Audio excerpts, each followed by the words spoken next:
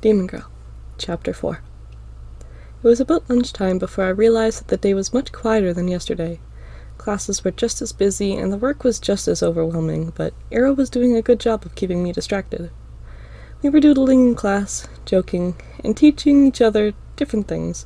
She picked up all the stuff she missed really quickly, and even passed me in most of it, within the day.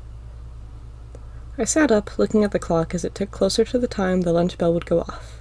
I had finished most of the work and decided the rest could be done at home. Ira was doodling beside me, some anime-looking characters, and I softly smiled at just how relaxing today felt. Of course, there were still mountains of rumors circling, and people seemed more suspicious, quieter, and hushed when it came to talking about them, especially around me. But the quietness felt nice. Then it finally rang. I watched the clock now, realizing it either rang 26 seconds early, or the clock was slow. "Ready?" Ira said, jumping out of her seat and smiling wide as we both grabbed our stuff. "For what?" "Lunch! I was thinking we could go outside, and you can finally introduce me to your sister." I laughed softly and waved my hand dismissively. "Yeah, sorry for not doing that yesterday. She ran off and got us slushies." I stand up and we both walk out of class, stopping by my locker first as it was closer. She leaned against Stars unknowingly as I put my book away. No, it's fine. You just gotta introduce us eventually. I can't keep hearing rumors from everyone else." I flinched as Ira smiles softly. "Excuse me," Star's voice rang out. "You are leaning against my locker." Although soft and shy, her voice was stern. "Oh, I'm sorry. Here," Ira said, quickly stepping back. I chuckled as I smile at Star, and she opens her locker. "But yeah, I want to meet her for myself. All the rumors were wrong about you so far." I sighed and waved my hand dismissively. I glanced at Star as she smiles at me, a little confused. She had a funny little smile, like she knew Ira was talking about her, but was oblivious to the fact that she was right beside her. "Well, I guess there's me hoping you hadn't heard them gone out the window." Her eyes widen before she looks at me guiltily. "Hey, it's okay, I'm not mad or anything. It's just that Clinton and Carl went way overboard with them. All of what you've heard is false, obviously." "Overboard is an understatement," Star mumbles. I chuckle as Ira looks confused. "Sorry for butting in," she says, smiling softly. I glare at her, knowing she could have introduced herself. I sigh and smile up at Ira as I grab my lunch. "I do agree. They've been so mean, and you've been nothing but nice. Really nice." I could see Star smile as she grabbed her lunch. "Thank you." I pause and look down at Star. "Are you gonna keep doing that?" I say, chuckling softly as Star's smile grows. What is she doing?" Ira says, almost taken aback by my quick statement towards someone random kid beside me in her eyes. "Acting like she doesn't know me. Get up, you nerd." Star laughs and stands up after locking her locker up. Ira just looked between us before her eyes widened and she looked at me with her mouth open. Is that her?"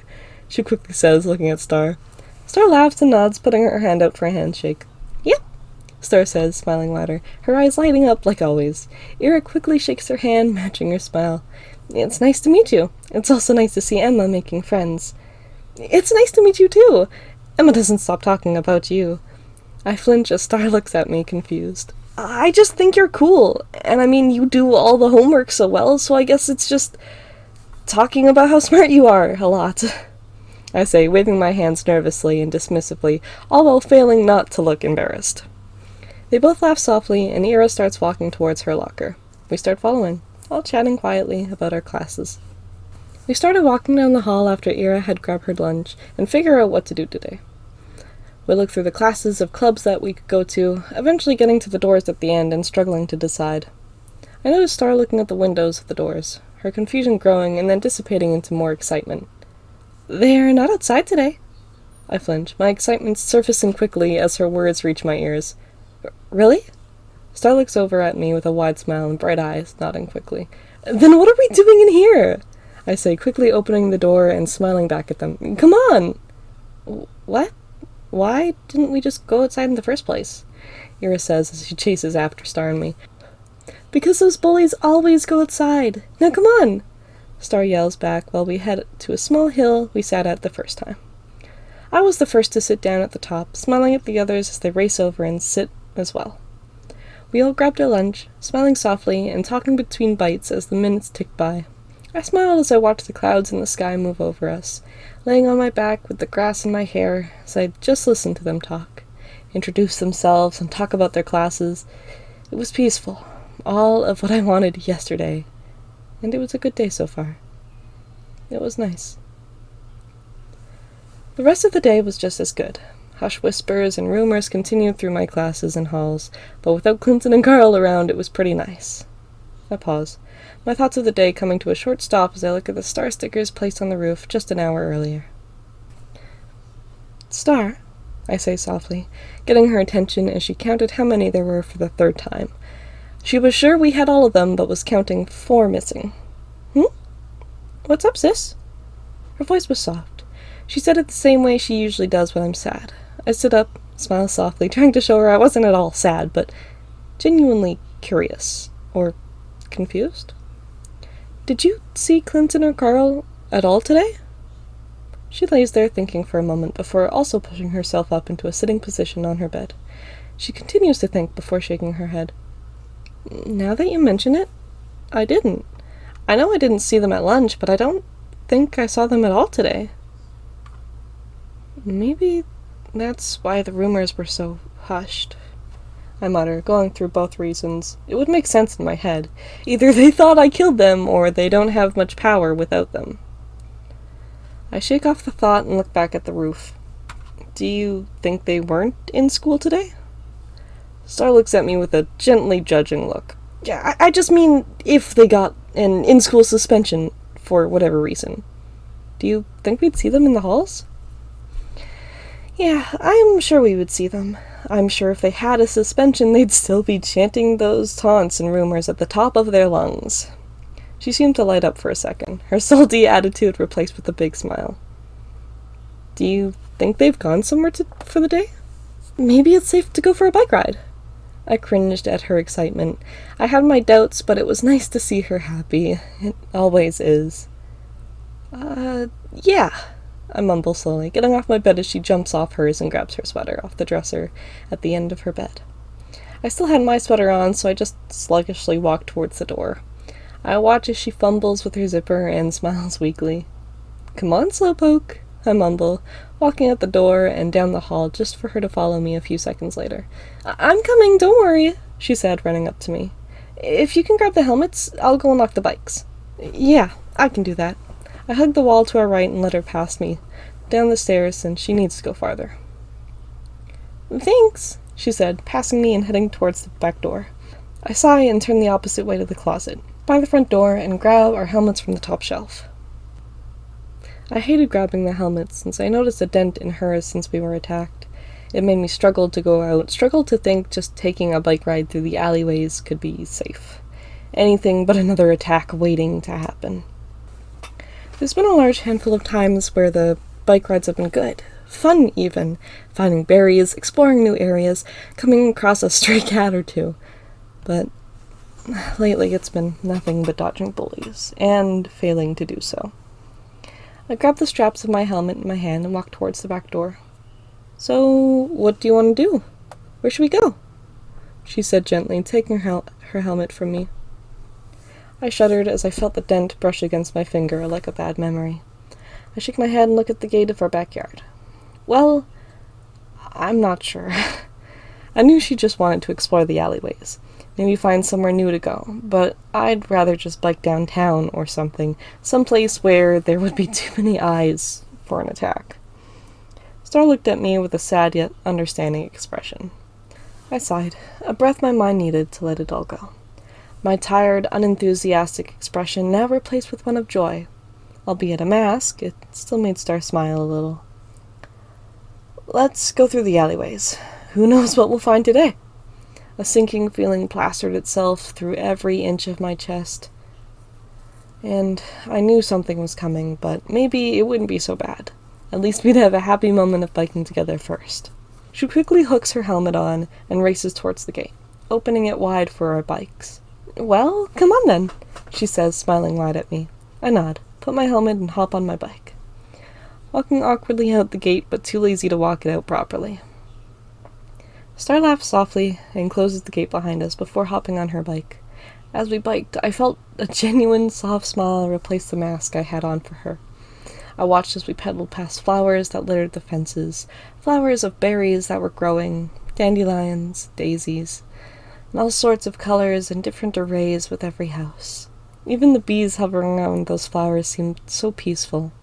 Maybe my mind was trying too hard with whatever it wanted to prepare me for, but at least I was having fun. And so was Star, it seemed. She pedaled fast beside me to a small but empty driveway, just to do a loop in it and come back out right beside me. "We should race! I think I've gotten much faster than the last time. I might win." I laughed and looked at her a bit confused. "Where would we race to?" I ask. She pauses and then smiles and looks ahead. "That orange shed over there."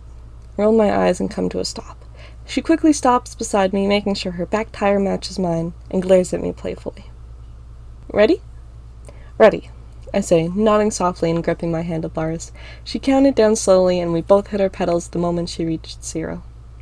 Gravel flew under our tires as we started pedaling faster. We were equally as fast as each other, but I wouldn't tell her in a million years that I was holding back. She was laughing the more she seemed to get ahead of me, smiling and choking slightly on the air she was taking in as she laughed, but continuing just as fast. I acted like I was trying hard to keep up. I was still trying, but definitely wasn't going as fast as I could. My eyes widen as the open alleyway ahead of us fades into something more familiar, in the worst way. I could recognize the buildings and the tight grip on my handlebars, the panic in my blood, and the heavy, painful weight in my back. I shake my head and blink a few times, Star's soft laughter helping me out of whatever just flooded my vision. I smile weakly as we get to the shed, stopping suddenly just so I can catch my breath. "Yes!" Star says, smiling wide and hopping off her bike. "I did it! She turns to look at me. Fear seemed to replace her happiness pretty quickly when she looked at me. "Emma?" "Oh, don't worry, I'm okay. I was just so surprised. You've gotten so much faster." Technically, nothing I said was a lie. I was okay. I was surprised, and she has gotten better, but that wasn't what surprised me. The flashback, if that's what it was, is what surprised me. How real it all felt for a second.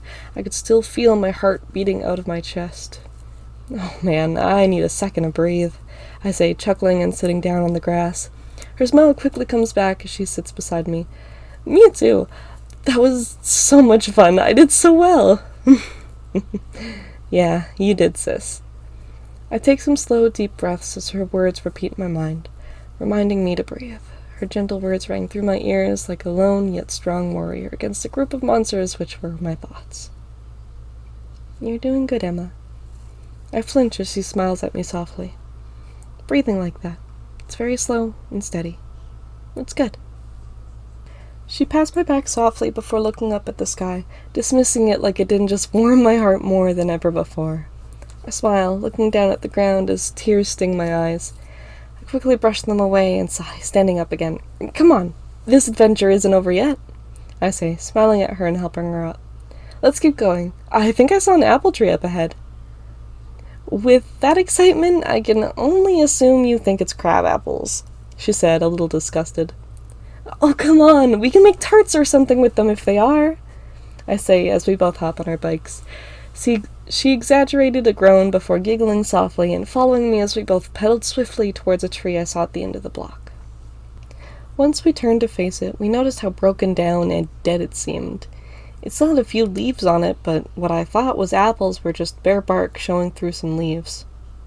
"Oh, wow," Star said softly, hopping off her bike and looking at the tree confused. "It's really old looking." "Yeah," I mumbled, my body overcome with some sort of uncomfortable feeling as I approached it slowly. It seemed to lean over the driveway beside it. There were already boards missing from the fence where it would have been leaning. Instead, it was freely leaning past the fence. Star walked into the driveway to get a better look at the other side of the tree, and I cautiously followed. "Do you think it got sick?" "I don't know," she mumbled, reaching towards a leaf to examine it. I saw her pull gently on the leaf, and the whole tree seemed to give in to the weight. I shuddered as she quickly let go and stared at the tree in horror. "That's really creepy," she mumbles, just examining the leaf from the short distance away instead of bringing it closer. It seemed she was scared to pluck a leaf off, like the whole thing would come down, and I didn't blame her. I hesitantly put my bike down to look at the leaves with her, looking at how healthy some of them were, while the bare limbs looked so much worse. Calling them opposites would be an understatement. "Pretty damn spooky. Hey, language," Star said, snapping at me with a soft smile. I laughed and shook my head. "How old do you think it is?" "Old enough to be this dead-looking, that's for sure," I mutter, examining the rest of the limbs as they sway in the soft breeze. Just the way it swayed made my stomach turn. Then I heard a chuckle that made the hairs on my neck stand on end. Before I could even look around, the tree seemed to snap at the base. The very hollow base that just barely kept the tree upright. "Starine!" I yell, quickly grabbing the back of her sweater and pulling her away from the tree as it snaps and comes down in front of us. I heard a soft scream come from her lungs that probably would have been much louder if I hadn't just yanked her back like that. We both land on our butts just in front of the leaves of the tree. I looked at the tree as it laid in front of us, crossing off most of the path to get out of here. All of it, if we didn't want to get scratched up moving through it. The odd voice I heard rang through my memory, and I quickly stood up and pushed through some branches to see whoever was in the yard that pushed it. As I pushed through the leaves, I didn't see anyone on the other side of the fence, just a normal-looking backyard with a picnic table and trampoline. I glared around the corner to see if maybe someone pushed the fence out of the way first, but I couldn't see anyone around the corner, or hear footsteps running off through the gravel. "Emma?" Star said quietly. Her voice was quick and panicked, and as I turned around I could see the fence swing closed, the hinges squeaking just enough to hear now that the noise from the tree was gone. I saw Star quickly stand up and back up beside me as we both stared at Clinton and Carl, who were standing just in front of the garage door. Just our luck that this mysterious broken-down tree would be beside their house.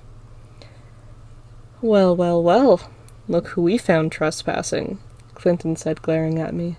I could see fear in his eyes. I felt my heart beating out of my chest, even if they were bullies and seemed to love to pick on us. They were right.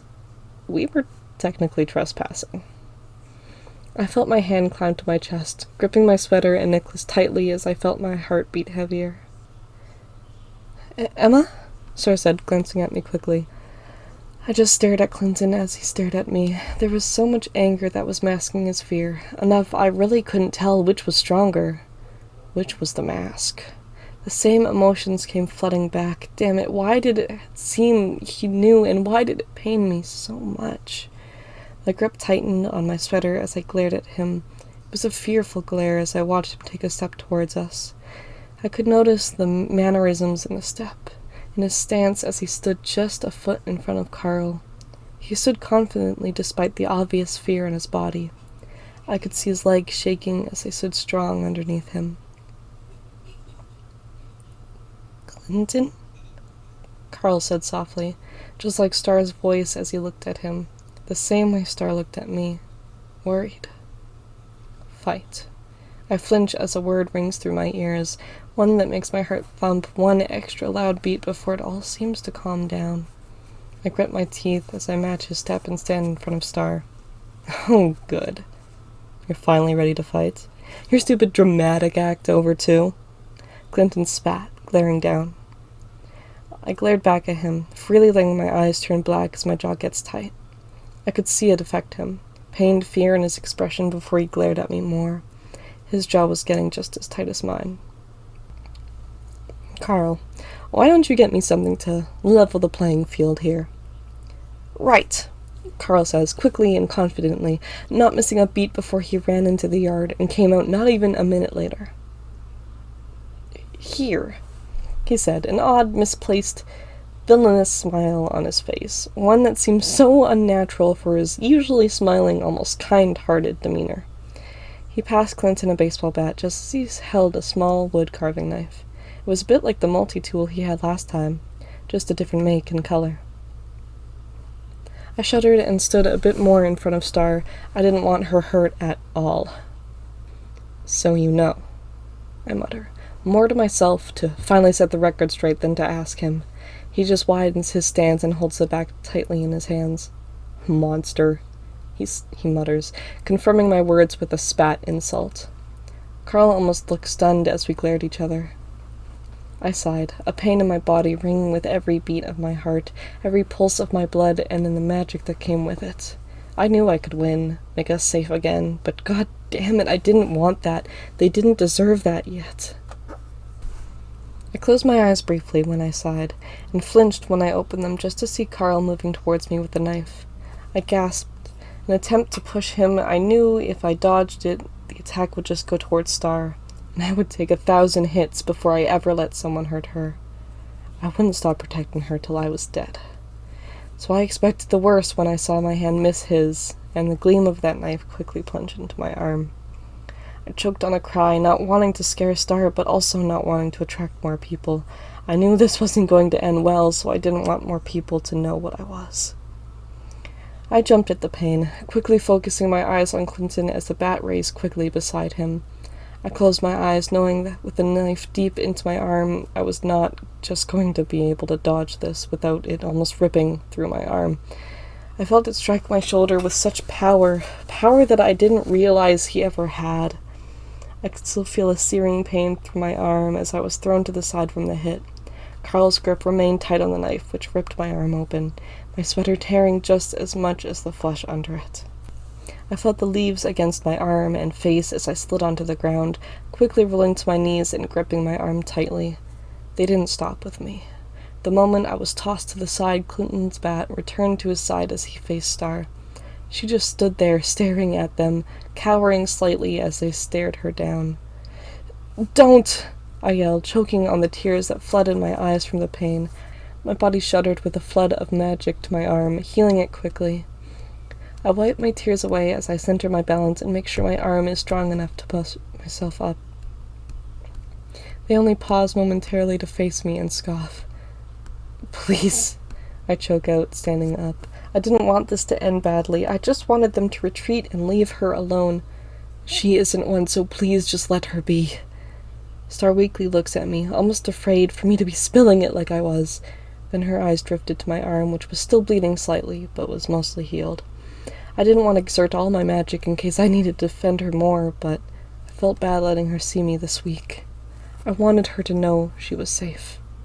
"And why should we trust you?" Clinton scoffed, turning the bat towards me, raising it with a stubborn glare. "You're a demon, and I don't want to be!"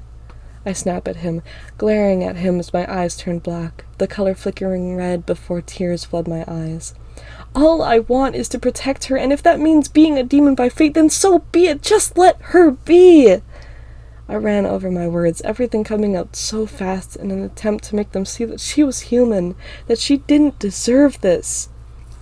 Clinton looked at me with disgust as he glared at me. At least I could see some pity in Carl's eyes before he looked up at Clinton again. "All you are is a monster," Clinton said so coldly as he raised the bat towards Star. "No!" I screamed, letting go of this death grip I had on my magic. A flood of pain overwhelmed my body as a set of wings burst out of my back. A deep red color over the structure of them, and the leathery parts of my wings stretch out with a beautiful array of magenta to black from top to bottom respectively. Thick horns following the same colors of red to magenta curled around my head. The base of the horns were just above my ears, and they curled to the front of my head, the points of them just being by my cheeks. Then a strike of pain followed down my spine as my tail quickly formed and flicked side to side with anger. It followed the same color as my horns, the tip being the purest color of magenta. I could see Star's eyes widen just as the others. Clinton quickly took a step back with nothing but fear in his eyes. Carl followed him, stepping backwards, but staying upright, unlike Clinton. At the first step, Clinton folded backwards, and the bat bounced along the pavement underneath us. "Fight!" Tears flooded down my cheeks as something deep within me screamed at me to fight them, to end them like I did our old bullies, Jason and Devin. I bit down on my tongue as I glared at him, sitting on the ground in front of me, staring at me with such fear. Before I could even speak, I could see tears line the bottom of his eyes, a pain in his voice as it shook. Go away, you demon! He stuttered as he spoke, quickly grabbing the bat and holding it in front of him. I'll kill her, I swear I will, he said frantically, turning the bat towards Star. I felt a surge of anger pulse through me, and I quickly made a small fireball in my hand, taking a step towards him. Carl quickly looked between us, and I could see him take in the fear in Clinton's face before glaring at Star only for a split second, before he lunged towards her with the knife tight in his hands. I didn't intend to use the fire I had formed. I just hoped it was enough to scare him straight, but next thing I knew, I heard yelling, too much yelling and too many voices overlapping. I could see it all in slow motion. The flick of my wrist to straighten my shot, my shoulder moving slightly as my hand straightened out. My fire shooting away from my hand once I aimed, directly hitting Carl as he got closer to Star. I heard Star yell, maybe of surprise, maybe of fear, and then a soft whimper of pain as the knife slipped out of Carl's hand and bounced against her cheek. It only made a small cut. I heard Carl cry out in pain, his whimpering as he tried to stay tough around Clinton, yet I could see the fire burning his arm. As I saw the blood trickle through the cut on Star's face, I couldn't control myself as I felt my magic grow to the power of the fire, burning him more. Then I heard Clinton shout, anger and fear as he leaped towards Carl, trying to pat out the fire on his arm before it grew and submerged them both in my magic. Some part of me twitched, holding back enough not to grow the flames too big. I didn't want to kill them. Damn it, I didn't even want to hurt them. I saw Carl roll on the ground before Clinton caught him. I saw Star quickly bring her hand up to her face, and her focus shot towards me with tears in her eyes. Fearful tears. I just focused my gaze, my pain's scared stare towards Clinton and Carl as I slowly saw their skin turning red. Blisters formed on Clinton's arms and hands as he tried his hardest to help Carl. Tears formed and dripped down his face as he talked to Carl, trying to soothe his pain as he pushed past his. You demon! I flinched as Carl screamed through the flames. I clenched my jaw and took a strong step towards him, shouting with the pain I had through my body. Are you name-calling or stating the obvious? Emma! I flinch as Star yells. I let my magic fade slightly as I look over at her. Please, please don't kill them. I felt tears fill my eyes as I looked back over at them. I felt my hand shake with stubborn hesitance before I closed it tightly, the fire disappearing around them just as quickly as I did so. I never wanted to, I muttered, glaring at them. It was their fault in my eyes. They caused all of this, and I would have never hurt them if they just left us alone. I grit my teeth as I stared them down. I watched as Clinton continued to pat Carl gently. There was a burn mark along his arm that was just a little red and blistered. His shirt was a little burnt, but I knew where my magic was concentrated. I looked at Clinton, the redness all over his body, blisters on his arms and hands. I felt guilt overcome my expression, and I turned away from them to face Star. I don't want to hurt anyone. I glared down at the tree in front of us, leaving the two kids whimpering behind us as I raised my hand once more to set it ablaze. It quickly burst into flames and then fizzled out as my magic focused on just burning it enough that we could get through. I kicked away the charcoal and let Star walk forward first. I looked back at Clinton, who was holding Carl gently as they both stared at me. I kept the whites of my eyes black as I stared at them. I could feel Star's eyes on me as I walked towards them. Just a few steps. I watched as Clinton pulled Carl close, glaring at me. Listen, I say strongly. This overwhelming urge just to set them ablaze again flowed through me with violent thoughts, an urge that flowed magic through every word that left my mouth. If you ever try anything like that again, I will kill you. And if you're this stupid, maybe I have to spell it out for you. I am only protecting my sister. So if you want to live, leave her the hell alone. I saw Carl quickly nod, but Clinton only glared at me just as much as I glared at him. It was a stubborn, yet strong glare. I just turned away from them. I couldn't care for his opinions or replies. Let's go home, I say sternly. I didn't mean to direct it towards Star, but it was obvious she was a little hurt by my attitude as we walked away from them. I didn't want to change out of this form in front of them or show any sign of weakness, so the moment we turned the corner and I knew we were out of sight, I let out a sigh as I turned back. I continued to walk with my bike by my side and started the same, looking at me, wanting to talk but still seeing the angry expression on my face. Emma, Star, I say quickly, cutting her off yet stopping just enough to give myself a moment to change my tone. Took a deep breath in and looked at her calmly. Let's not talk until we get home. She slowly nodded, and we walked in silence for just a few moments before she seemed to struggle to be quiet, and looked at me with kind, soft eyes. Emma? I sighed and looked at her calmly. Your arm?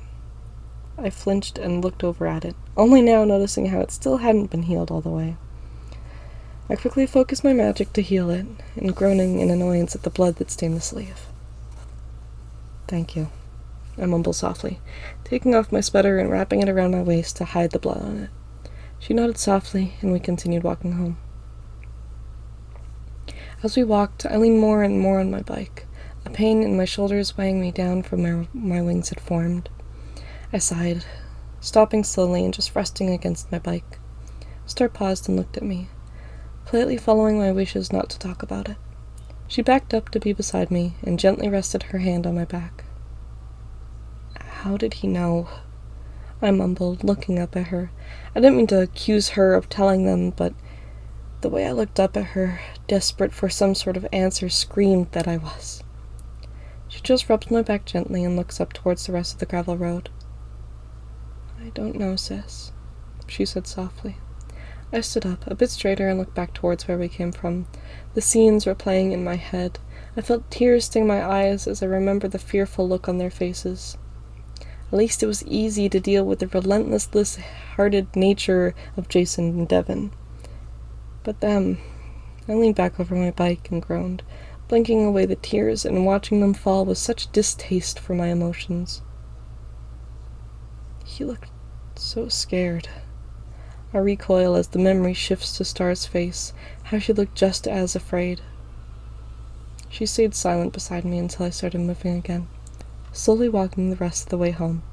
The next day at school, everything seemed so quiet, so hushed, and half of the day Clinton and Carl weren't here was bad. Now that they were back, Clinton had some ammunition towards the rumors. The blisters along his arm weren't that nice looking, to say the least. And although it just looked like Carl had a nasty sunburn, it was easy for them to convince others I used some sort of hellfire towards them. The rumors were getting so bad that people were flinching when I looked at them. I couldn't tell if Clinton and Carl were just playing into the rumors or not, but the way they flinched around me, genuinely looking so afraid near me and then telling everyone what I really was, there wasn't a soul in this school that didn't hear about the fight before lunchtime. Even Star noticed how everyone was acting. As we walked down the halls, hushed whispers, and some people not so non-silently running for the hills when they saw me. Hey, Emma! Hey, Star! I flinch as Ira comes running up behind us, smiling softly towards us and walking backwards in front of us briefly as she spoke. Hey, I say, a little confused. It seemed odd to see Ira just as happy as usual. Like she, out of all people, haven't heard the rumors. Want to join us for lunch? I say, holding up my lunch bag as I motion towards the art club. Nah, thanks for the offer, though. See ya! I shook my head, smiling softly as she ran off towards the science club. My eyes drifted as I followed her, flinching when I saw Star looking at me with such sadness. What? I say softly as we continue walking towards the art club. She seemed very avoidant, if that's the right word. I chuckle at her words and wave my hand dismissively. Nah, she's just obsessed with that club. Fast talker and probably more chaotic than the both of us. Star's sadness faded slightly with a warm smile. All right, then. It's nice that she hasn't been affected by the rumors. I agree. I'm sure she's heard them by now. I mumble as we walk to a corner of the room. I sit down at the small table and put our sketchbooks beside each other. It was nice and quiet in the art club today. There wasn't anyone else in there, which was probably because we were. I noticed one or two kids peek their heads inside and then ditch, so I'm sure the rumors were at fault for that. I guess there's that upside to all of this, I mumble. thinking out loud as I see another kid peek inside and then leave. Star looked up from her drawing, a juice box in one hand and her pencil in the other. She shaded the wolf drawing she was working on. Just, the almost peaceful privacy we're gonna get for a while. She sighed at my words and sipped on her juice. I think it'd be better without it, but for right now it's nice. Her words seemed to echo through my ears, a stubborn front for her sadness peeking through. I hope it doesn't last long.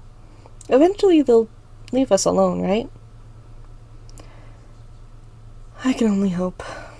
I mumbled, resting my head on my arms. Sorry, I mumbled, even quieter, feeling bad for putting all of this on her. Meh, it'll be okay eventually. It always is. I scoff at her words, sour by the overly optimistic tone even if it was weighed down by her sadness. She nudges me and pushes her paper towards me to add something to it, and I quietly start doodling with her until the bell rings.